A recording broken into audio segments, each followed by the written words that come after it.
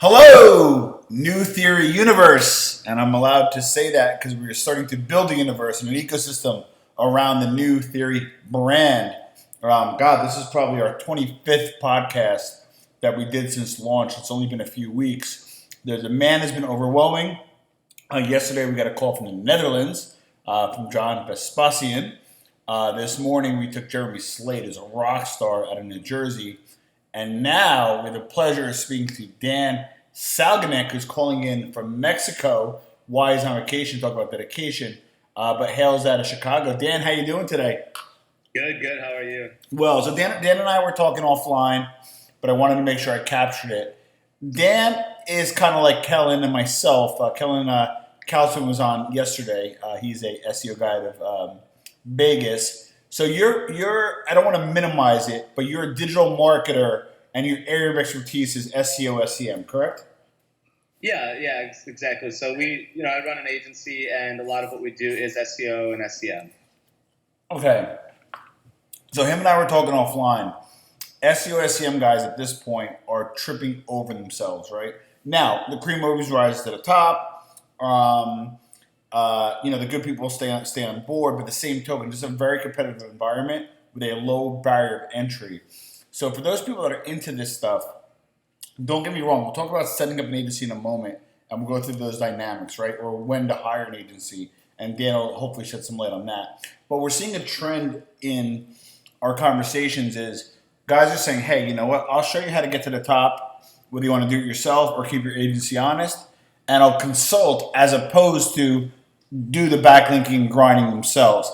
Dan, why don't you shed a little bit of light on, how you spend your time? How much is it on the agency side, and how much of it is consulting? Yeah, absolutely. Good question. One of the kind of dependencies is the size of the business and the project. Because what I have seen generally, kind of coming from the freelance side as well as the agency side, is it all depends on budget and how much work you're willing to provide the SEO person or the company. Now, kind of with that said, I'm finding that since there are so many SEO individuals out there, you can outsource, you can bring people in-house, and kind of everything in between. There's a lot of demand, right? Because everybody wants to be the first on Google. Yep. But now it's become almost like a screaming match because, everybody wants to do the SEO for you. Everybody wants to do social. Everybody wants to push out as much content as possible. And at this point, as it becomes more competitive, I think what we're seeing is a lot of SEO people, because they don't want to take, let's say the blame, for example, for not being on the first page, they'd rather consult and allow you to do it. Now, this is dependent on budget as well. But a lot of it is content creation. It's day-to-day stuff like that, as well as, obviously the technical, which some SEO individuals understand kind of going into the website and doing the technical work, while others require, outside work from that. Okay, would you say yourself, and I'm sorry, but I divide SEO into two areas. They have the technical side, meta descriptions, on-site copy, optimization, all that kind of fun stuff, right? And then you have the content marketing, which is let's just create some great content on and off site, and eventually get out there and eventually rank. What do you fancy yourself as? More of a technical side guy or a content guy? I would say personally, I like to go for the long-term strategy. So in my case, as an individual, I like to look at kind of the content side and building a brand, and it's kind of the story behind it. But with that said, the technical side is very important. So with my team, we do try to make sure that we have a technical person who can go in there and make those changes, which is generally a developer, as well as content writers who understand the right copy that, first of all, is written in a manner which is SEO friendly, but also is people friendly. Because even though it's SEO friendly, doesn't mean people are going to actually stay on the page. Exactly, and we'll get to UNX in a second because that seems to be a new hotter trend. Now, people that are going to listen to this are either digital marketers that are kind of in this game or want to get in this game. And I'm finding out, and I made a lot of mistakes over the years as a digital marketer. Walk us through your agency, your model, if you're okay with your price points, how you do things. You more like, hey, sign up for $500 and you have, 100 of those accounts, or your premium provider for $5,000 only have 20. Walk us through your model, pricing, philosophy, what works, what doesn't, because I'd like to hear a little bit about that. Absolutely. So my background is digital project manager. I've always loved kind of managing the project because it allows me to be in the depths of the project and really be in control. So I've done that for a couple of large agencies, from some of the biggest names to some boutique agencies, and I've worked with a lot of different budgets. But I found that there are a lot of inefficiencies kind of within each size of agency, right? And so after actually my other agency that I worked for downsized, which was a shame, I decided to take a trip to Southeast Asia for 3 months. Kind of why I'm traveling now. I love to travel. It's kind of, it's in my blood. And so I wanted to create an agency that essentially we are able to work remotely, though, a lot of our base is in Chicago. We're able to work remotely on the hours that make sense for us. And we're able to be able to come up with the work that is best at the time that's best for us, because Yeah. sitting 9 to 5 doesn't mean that you're going to be creating the best work at 9 to 5. For example, for me, my best time is 11 p.m. to 2 a.m. My mind, works the best then. So what I wanted to do is create an agency that is a little bit more flexible and nimble, that also has lower overhead than some of the large agencies. So a lot of kind of our concept is we don't have the sexy office that's downtown. We don't have the beer kegs. We don't do the ping pong tables. But we hire people who have between 5 and 15 plus years of experience. And by hiring kind of this quality team, we're able to kind of downset some of our prices by lack of overhead expenses.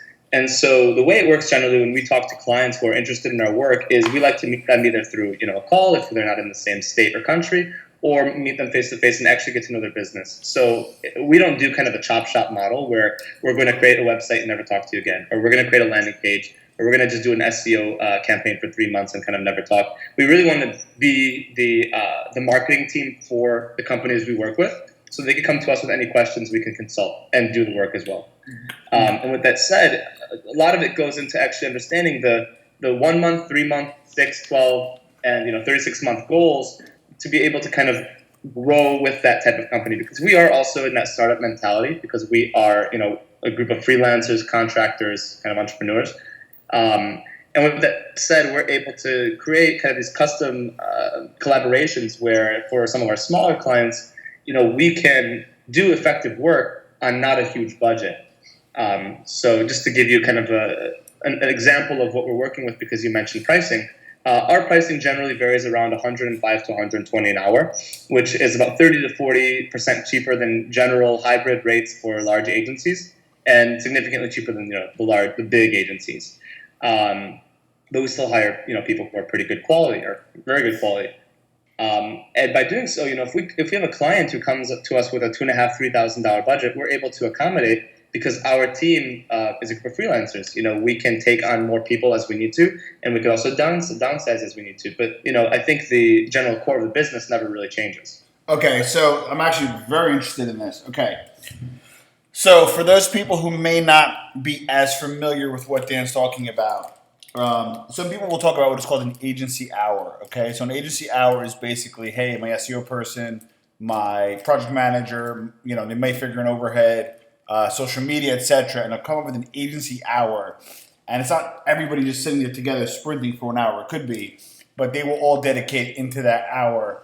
And a newer trend, what we're seeing is they're being transparent. They're saying, hey, our price is this, and you want to give us $2,000, we'll throw 20 agency hours at it. Depending on the scope, you may or may not offer some type of guarantees, and that's how it's rolled out. Now, what's interesting is 105 is actually low, because I figured out what we spend on our clients. We are a little bit of a premium shop because we deal with health and beauty. I'll get into that in a second. But our agency hour rate is roughly about $150. So how do you get such great, folks, guys and gals, and still remain competitive at that rate? Because that's low. And I give you credit if you still been make money on that. But you have some pretty tenured people. So do you go to them and say, hey, you're tenured, I'm going to pay you less than what you need, but I'm going to give you more hours? Or are they freelancers like yourself, so they don't know overhead? Walk me through it, because I'm kind of fascinated by that, Dan. Yeah, absolutely. So I generally, unless their rate is extremely high, never bargain on rate. Yeah. Maybe a few dollars, but I think that if people think they're worth what they're worth, then pay him that way, right? I agree. Honestly, if I find that this is way above market price, unless they're, they have the, the stats or anything to prove it, that would be kind of the only reason why I'd ask them for less. But if they come to me and say, I'm worth X amount of money per hour, then I'll say, okay, I'm paying you that much, or, maybe a few bucks less, because, you have to negotiate a little. I'm a business. But essentially, that's the goal is they are freelancers and contractors, but I try to bring them under a company umbrella, right? So we have a Slack that we chat on. We use Trello. We use email. We have constant communication as if we were in an office, but the difference is that we're not, and they're able to work on their own hours. So some people, and if they have, let's say, 15 hours available or 20 hours available per week, because they do have a full-time job, as long as they're providing me with their work, their final outcome, and it's good quality, I don't care where they're working. They could be on the beach, they could be on the moon, they could be at their favorite cafe, because that's the way that I work. I generally I could push a lot of work through, as I mentioned, between 10 p.m. or 11 p.m. to 1 or 2 a.m., because that's when my mind is working the best. No one's there to bother me, etc. And I think that's the beauty of it, and that's what I wanted to do, is I wanted to allow my team the freedom to do that. And I think they've responded quite well, because we're working with clients who are also in different countries, different states, and different continents. For example, our first client is in Kuwait. We met fairly randomly, but we've been able to make this relationship work. Well, this is interesting. So I'm absorbing this, right? So, okay, so you land a client at $2,000 a month, right? In sake of argument, we're going to call it 20 agency hours, right? And they sign on for a scope of work of graphic design support, social media support, and making this up, and SEO support, right? Now, to the graphic designer, let's just say they're going to contribute 20 hours at $15 an hour, just making up a number, okay? Do you take the risk of, if they need more hours than that, do you take the risk and say to the graphic designer, I'm only going to need you as needed, and if they go under your profit and they go over, you lose out? Or with the graphic designer, you say, no, here's your money. The graphic designer is going to take the risk on doing a lot more work, or they make out if there's less work. How do you price this? Because I'm kind of fascinated by your model. Definitely. So thankfully, a few years of experience of project management have allowed me to understand how long things take to a degree. But as a company, I'm willing to take the risk if it means investing into our client, of providing my team more hours. Kind of what you mentioned with your example, this is let's say for the sake of this argument, it's 20 hours of dedicated work. I wouldn't want to spread it so thin where, we're doing SEO and content and this and that and the other. I would say if you have 20 hours, which is kind of on the low end of our budget range, if you have 20 hours, I want to work on a maximum of 2 to 3 different types of kind of project scopes, if you will. So maybe 6 to 8 hours of graphic designer, and maybe 4 to 6 hours of, for example, let's just say content writer, and then 2 to 3 hours of project management or whatever. This is kind of a range. Example, yeah. But that's how I would want to work it without integrating too many people into the project, because I don't want to spread it thin. I don't think anyone can really do quality work in 3-4 hours a month. It's unless they're just solely, let's say, sending out a weekly report that's very simple. Yeah. If they had a budget of 4,000 or 5,000, that would be different. But with 2,000, I'd like to keep it just a simple project where we can see growth through, just one segment of what we're looking at, versus spreading it too thin where we're not really getting results. We're just, playing around with numbers. All right. So I'm with you. Okay. So wow, you're like, in a good way, you're the total opposite of how we did it. And I'm going to get to that in a second. Okay. So by numbers, I'm assuming a smaller retainer for you is 20 hours at 2,000 at 1,000. 20 hours at 105 at 2,000 a month, or is that average, or is that high? So let's say I hire you as an SEO company, and I say, hey, your agency rate is 105, and you look at my campaign and it needs 20 agency hours. Do you charge me 2,000, or how do you price that? Because it seems like you roll up the hours and then figure out the price. So what's your average SEO contract about? Yeah, so generally we like to work with SEO because it is a little bit of content, it is a little bit of social. At around 35 to 40 hours a month, that's really where we feel the most comfortable, because we're able to integrate, dev if we have to. Like, for example, we have an e-commerce client. They have a fairly large website, but their budget's good. It's a little over $3,500 a month, Okay. and that's where we feel pretty comfortable. I'd say 2,000 is a fair budget, but it's definitely on the lower end. Our goal as a company, we're fairly new, as I mentioned, but our goal as a company is work with retainers between around $3,000 to $6,000. That's really kind of our sweet spot until we kind of move to that next level of, maybe 5,000 to 10,000. Okay, so you're more of in the SEO world. That's you're kind of where we're at. But in the SEO world, believe it or not, you wouldn't think this. Now there's levels too, right? But it's actually somewhat of a premium. Now when you get into brands like Coca-Cola and you got to do a social media campaign, you could charge 7 figures sometimes. But I like where you're at. I like what you're doing. I see where you're going, right? But okay, so this is where I'm fascinated. You must be a really good project manager because I've done ecom as well, and that may be dev heavy. So what happens when the client comes and says, "Yeah, I really want to redo our store," and they're a good client, right? You don't want to really do a new scope of work. They've been a good client.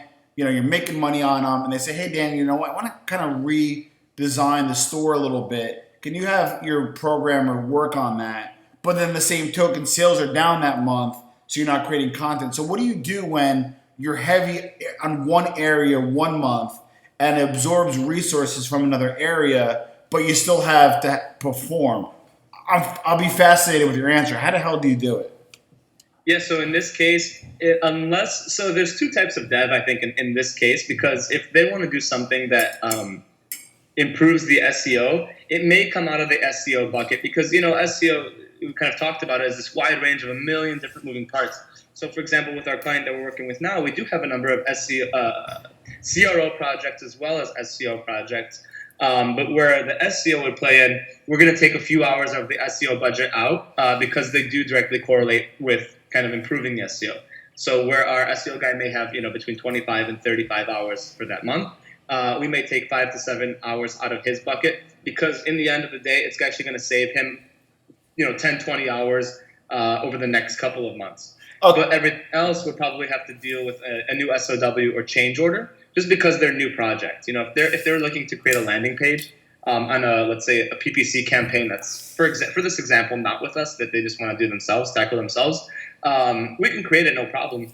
But it's a different campaign, and so we can want to treat it as that because we don't want to confuse multiple different, I guess, stakeholders or users in the project. Okay, this is if somebody's we're 17 minutes into it, and I feel like we just started. And if somebody's listening in this much, it's either they're wildly interested or they're related to one of us, right? I always say that, but my point being is, if you're listening to this point, you're engaged, right? So I want to deep dive a second on this. Dan, I know you're in Mexico, but I want to deep dive a little bit. All right. So from a project manager standpoint, what do you do when SEO is unpredictable? SEO is almost like the legal system. Like you go into a trial, and you can do everything right and still be found guilty, right? Or wrong and still be whatever. The same thing with the SEO. So what do you do when you have a nice client, $5,000 a month client? It's a 6-month campaign.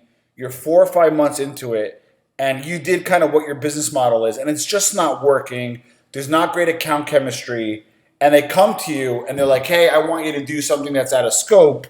But the same token, you almost feel bad because you did everything you could and everything you agreed to, but it just doesn't result. So on one end, how do you roll out a new scope of work to a dissatisfied customer, or do you take it on the chin for the last few months to retain them? How do you handle that? That's a tricky one because, as you know, SEO is not an easy play. It's really a long-term strategy, and sometimes, first of all, kind of when clients or prospective clients come to us and say, "Hey, I want to be on the top 3 results," I say, "Hey, good luck." Because I think it's all a guessing game. And this is coming from a project management, so I'm sure that my co-founder, who is more of an SEO person, will probably slap me on the wrist for that one. But it is really a lot of work to be on the top 3 results or whatever, even on the first page, especially in more of those competitive climates. And in this case, I think that before you even begin the process, you have to let the client know that we are going to create this campaign for you, and we're going to report to you, and we're going to analyze what's going on, and we're going to try to do everything that's within the bounds of SEO, really, because we're hiring people who have been in the business for 5, 10 plus years. They know what Google is offering. We're doing what we have to do, but unfortunately, there are a lot of kind of key determinants that deal with it.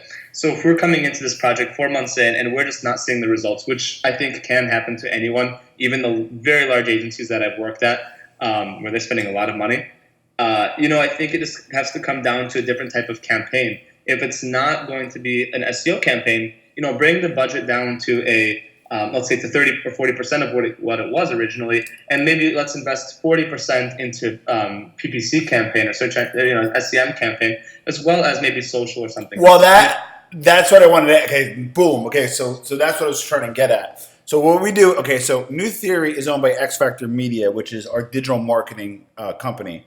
And what we do is we charge a flat rate, and I'm not going to be. It's gambling, right? In the beginning, we're PPC heavy. And we'll give a range of what we're going to spend. And our idea is to make content and build out content, build out an SEO strategy and social media strategy. So in the beginning, we make like nothing. And then on the tail end of it, when SEO is kicking in and SEM is kicking in, we'll pull out the PPC dollars, deliver you the same amount, if not more leads. And that's how we make our money. We call it the X factor because you start at the top of the X with PPC and go down. And on the other X is the bottom of the SEO spectrum. And then you go up. To be honest with you, bro, sometimes it works, sometimes it doesn't. So it seems like you guys do something similar where if you're shitting the bed on the 4th, 5th month, you'll say, okay, hey, let's slow down on this area, but let's pulse a PPC within the current scope of work. Is that what you're saying? Because that's kind of what we do. Yeah, I mean, if you're finding that you need some instant results, for example, it's December and you're in e-commerce and you have to sell your product, that's going to be your fastest route. It's going to be more expensive kind of in the short run because you're getting instant gratification, but it works. You know what people are clicking on, when they're clicking, and it's a little bit more of a straight edge sword, right? Versus SEO, which is a question. It's questioning some of the the linearity, if that's even a word, the linearity of getting these potential customers. I think sometimes you just have to pivot, and that's kind of what I want the mentality to be in my company is invest in SEO because it's necessary, even if it's not working right away. But be able to pivot when necessary. Yeah. For example, if you have to change something, just do it because we can try to fix these band-aids for now, and then essentially come up with a strategy that makes sense for the long term. Okay. It's tough. Yeah. It's tough because I think with a lot of companies, especially let's say the people who are new to digital marketing or building a website, or maybe new to investing thousands of dollars into something that they are not completely sure of, which I've had clients, who are very weary of SEO. They thought it was voodoo magic. Sometimes it's hard to convince them because you say, hey, we're going to do this now. You're going to pay us a premium for it. And in maybe 6 to 12 months, we're going to see results. It's all dependent. We have some great results and we do see some great results, but sometimes there are companies that are spending tens of thousands, and they're just winning. Yeah. Now. Okay, so I'm absorbing all this. Okay, so is your SEM SEO person the same person, or you have an SEO guy and a PPC guy, or is it the same person? So we want to diversify a little bit within what we do. They're able to do both. Generally, the SEO, SEM people, they do have that kind of mixed knowledge. Yeah. So my co-founder is actually that type of person. Oh, okay. She does manage the projects from a 10,000-foot view. If it comes to the client side and everything is whenever we need it. But we also have individuals on our team that just do SEO, that will just work on SEO, and they'll have somebody working on SEM if we need it. Just because one of the kind of our thought processes within building this agency is we don't want to come to or get into a time when, let's say, somebody has to quit or get a new job or whatever it may be. Life happens, and we're relying on somebody with 100 billable hours a month, and we lose them. And so that's why we want to diversify our team, where each individual gets a maximum number of hours per month. So that way we're not utilizing the same person on 15 different projects, and when they're gone, we are screwed. I think we have to keep our safety net ready. Now, Okay, so when I first started in the game, we were strictly an SEO shop, and I would pontificate about, SEO is 80%, PPC is 20%, yada yada yada. Social is out, a legitimate sales channel. Before it was bullshit, but now it's a legitimate sales channel. So now we obviously diversify. You have to survive, right? So that makes sense. Where we now have PPC in the mix, that kind of stuff.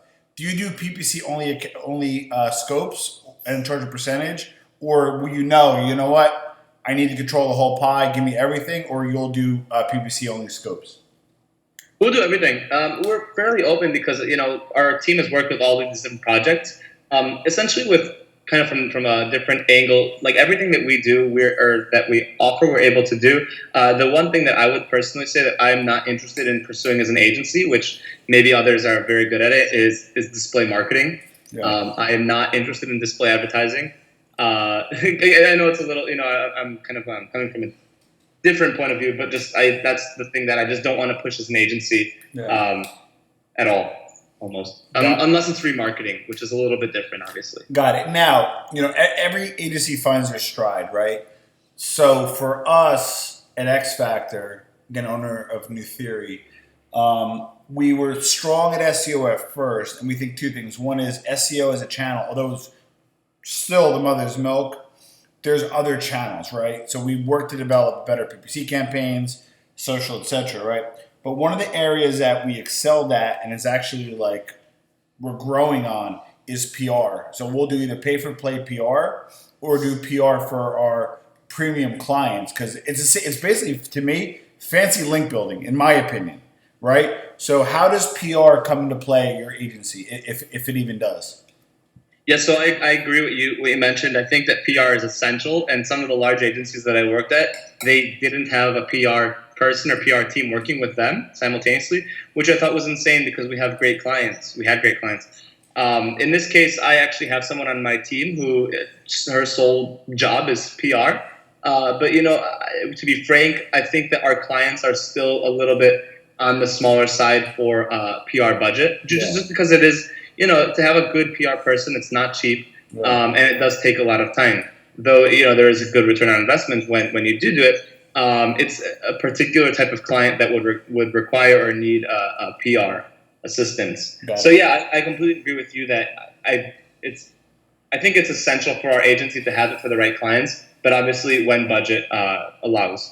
How do you premium link build? Be open. Will purchase links, earn them through content, pray and spray, distribute syndicated content. How do you get your premium links?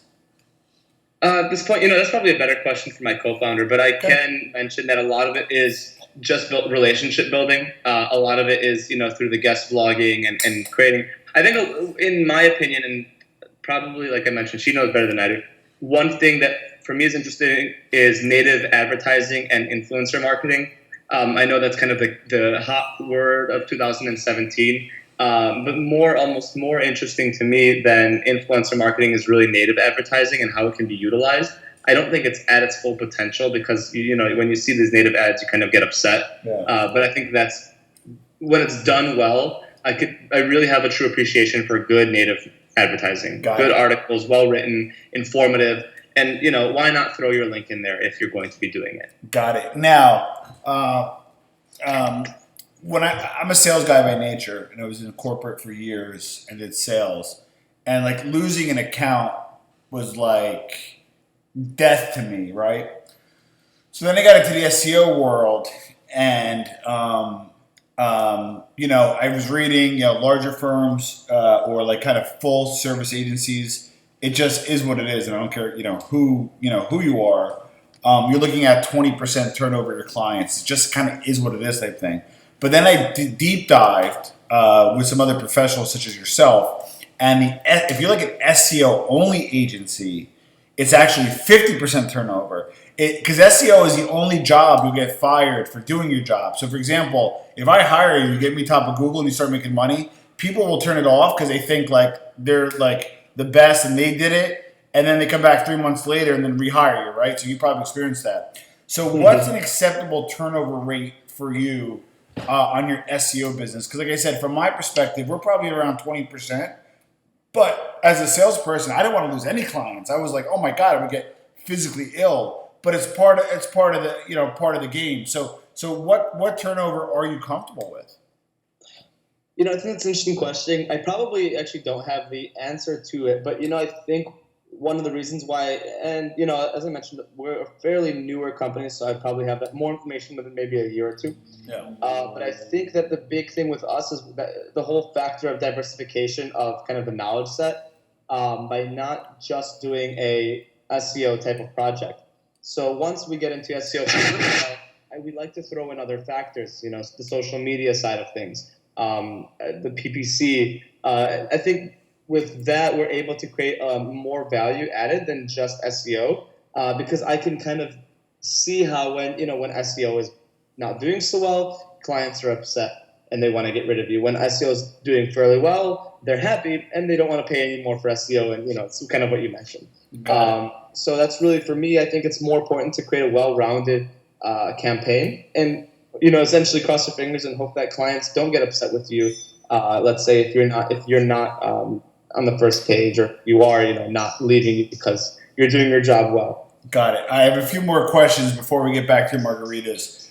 What do you do with an account where there is just no account chemistry? It's just you're performing decent in your eyes, they're unhappy for whatever reason, and there's just no account chemistry.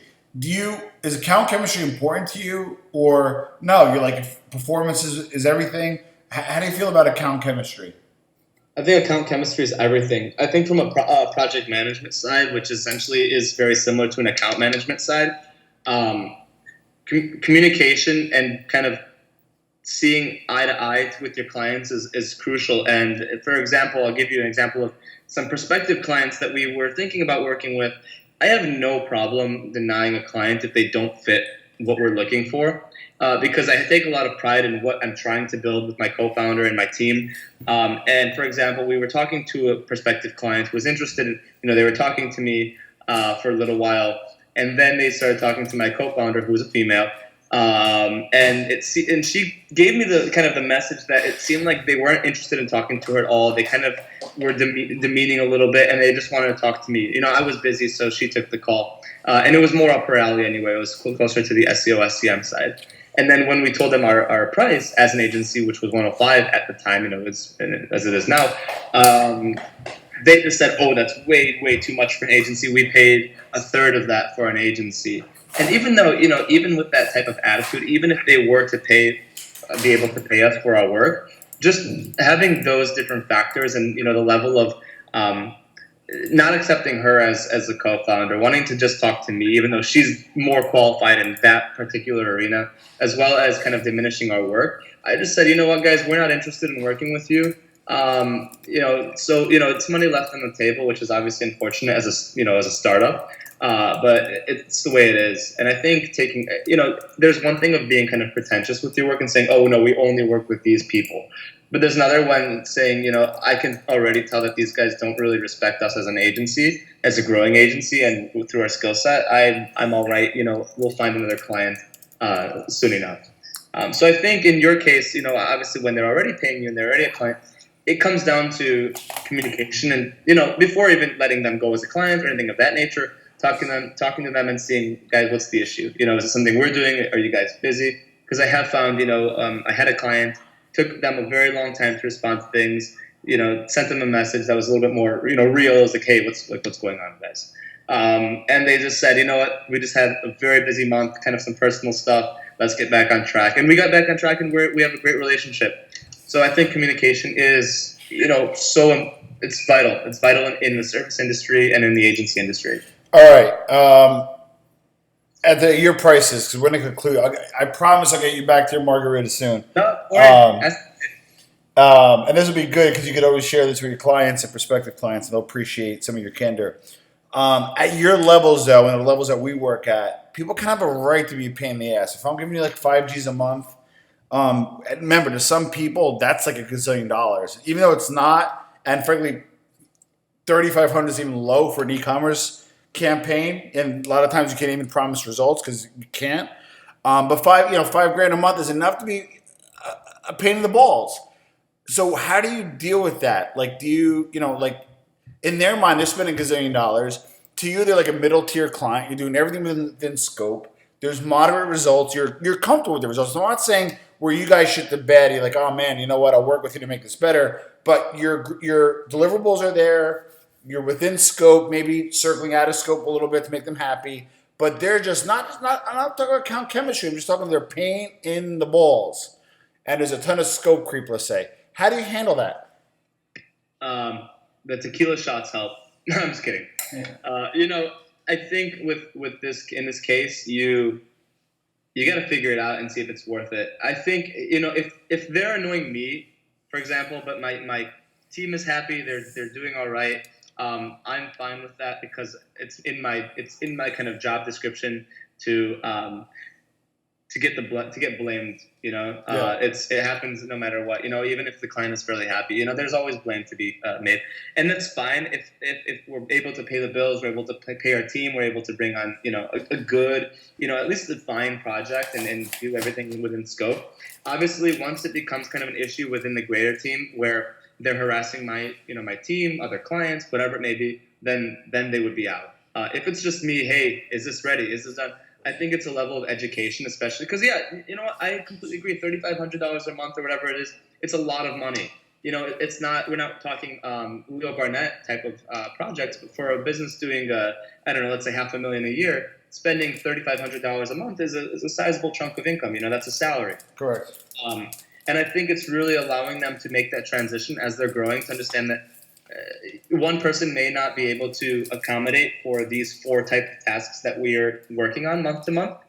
So this type of investment, though it is less hours that you'd be getting as a whole, let's say within the marketing spectrum versus like having a marketing director that you're kind of underpaying, we are providing you a years of experience. And so we're able to create this efficiency as a team, whereas this individual will have a huge learning curve. And it's, like I said, it's education. It's just communicating with them and saying, guys, like, we're not seeing eye to eye. We're not kind of seeing in this parallel scope, but let's try to do so. If it's still becoming a pain, and like I said, my team is upset, then we have to have that talk, and we have to break up. Okay, now you led into my next question, and I'm fascinated by how certain agencies handle this, especially newer agencies. What's your breakup fee? I sign on for a year. I'm 4 months into it. It's just not working out, and even like you're unhappy too. Like both sides is just not working out. What in your contract or in the verbiage? What's your breakup fee, or how do you handle it? Yeah, so we work. My favorite is retainer. Obviously, retainer is a nice, easy way to work for both the client and myself because we're able to charge the same amount every month and provide them with that outcome. So if they give me at least 2 weeks notice, we'll charge them for the end of the month. We do 3 month breakouts, but month to month. So if they cancel within 2 weeks of the let's say the 14th, then they'll just be charged for the rest of the month. If they don't give me 2 weeks notice and want to do it right away, they'll be charged. I believe I have to check my scope, but I believe it's for a month and a half or something of that nature. So they would be charged for that amount of time. Okay, so you go month to month with a lot of your people, not 6 month yearly contracts, or it's 6 month yearly contracts, but you'll give them an out.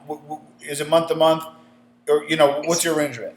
It's month to month at 3 month increments. So I generally, the way it works is I'll charge them for the first month and a half for the first kind of down payment, and then second month is half month fee, and then third month begins kind of this ongoing retainer where they'll just pay me month to month. If they want to work less than 3 months, then it's a 20% upcharge.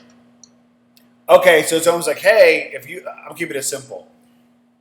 I wanna date you, right? But I don't want to commit. If it's $1,000 base service, I'm going to charge you $1,200 because you're not committing to me. We're just kind of hanging out, right? However, I like Dan. I want to date Dan. I want to commit Dan. I want to give you 6 months relationship guaranteed. You're going to say, fine, no worries. I'll give you that base $1,000 per month for that 6 months, or even a discount. Did I observe that correctly? Exactly. Yeah. So I don't do it 6 months, but within the 3 months, once it's all like. I keep on saying the same thing, but it's really relationship. I want to know how they're feeling, and after a 3 month kind of quarterly report, see if everything is good. I assume that if they like everything, we're going to continue for the duration of the months. So once that first 3 month, let's call it a marker is set, then I assume we're going to be retainer for the next few months to the few years. I don't want I don't like talking about money with my clients, obviously, because just pay us and we'll do our work. But I never dwell over dollars because I think that ruins a relationship. So as long as everything's consistent, they're paying on time, then let's just continue rolling with this. Beautiful. Dude, this is one of the probably the longest ones we had. I'll be really candid. I think people are going to listen in. But I think there goes my lunch. I think a lot of people, this is going to be a deep one, meaning I think, our podcasts are starting to gain traction, right? But I think this one, if somebody listened in this deep, they're either, running a campaign or a firm, and hopefully I know you gave them some pearls, or they're thinking about it. So what I'm going to do is, reach out to Dan. I'm going to give Dan, what do you want me to give? Because I couldn't find a ton online, actually. Do you want me to give as a contact information for you? Or how can people find you? Let's focus on that. Yeah, definitely. So as we're a new agency, we're also kind of building our name out a little bit. Just to give a little bit of information, we did launch in, we were talking about the idea, so everything kind of happened in around October, November, but really our soft hard launch was in February, and we just built out our new website a few weeks ago. So you can reach out through our website at visualfizz.com, just visual FIZZ.com, like the fizzy water. Yes. And my email is Dan, DAN.SALGANIK at visualfizz.com. But yeah, any way that works, the contact forms and everything work well too. All right, beautiful. All right. So with that being said, Dan Salganik, dude, you gave a lot more time than you needed to, especially considering you're like a margarita away from happy hour over there in Mexico. So we appreciate your time. I'll send you the link. Spread the gospel of new theory, because a gospel is being formed, and more importantly, a new theory is being lived. So with that being said, Dan, thank you very much for your time, and we're happy to have you on the show. I appreciate it.